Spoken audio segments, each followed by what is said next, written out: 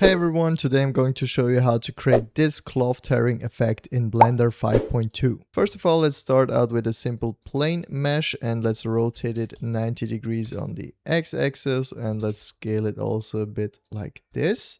Press Ctrl A and apply all transforms. Let's press Tab to go into edit mode and add some subdivisions so the tearing looks a bit more realistic. Now still in the edit mode, we can go into the side view and only select the most outer vertices and shift select also the left vertices right here.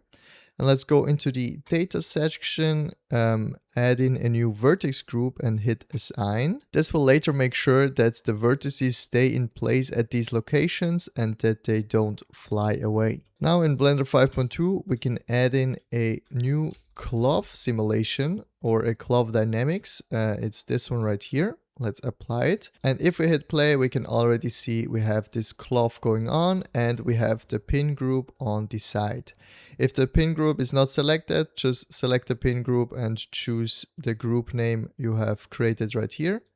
And yeah, then this should work. Let's right click and shade smooth to make it a little bit more nicer. You can also change the stretchiness and bendiness. I usually put the bendiness to 0.2 to have just some more bend, but sometimes it's a bit too much. So let's maybe change this back to 0.1. So we have some nice cloth bendiness going on. Now we want to tear through this object right here with another object. So let's add in a sphere. Let's scale this down a bit and move it back. And let's say at frame 36, I press I on the keyboard to make a keyframe.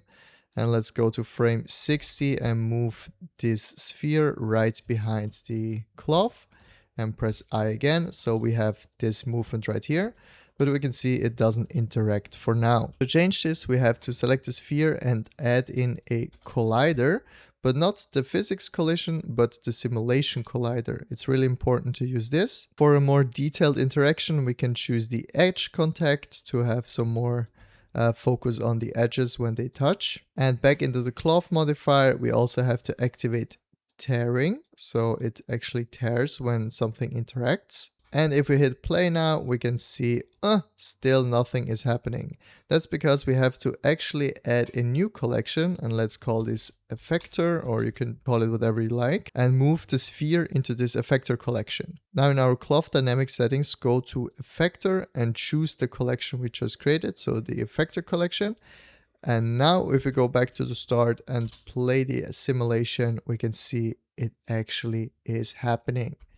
And this is a super nice and cool effect. You can do a lot of things with this. You can change also the threshold so it tears faster or slower. So let's put this threshold to 3. And if we now play the animation, we should actually see some more bendiness before it tears apart. With this, you can achieve also some super cool effects. To have a little bit less overlapping and intersection, we can increase in the solver the substeps. Usually I put this to 25 and constrain steps to 30, but make sure this will also increase your simulation time by a lot. So let's play the simulation again. You can see it already is a little bit more laggy because it needs to simulate more, but it should be a little bit more accurate. It still is not super perfect, but it's a experimental version for now. Let's bring the threshold back to 1.2 and see how it looks with that. And this is actually a super cool effect. You can use this for a lot of things. Just get super creative with it. And this is how to easily set up this cloth tearing effect. If you have any questions or want me to do more tutorials about this, write it in the comments. And otherwise, I will see you the next time. Peace out.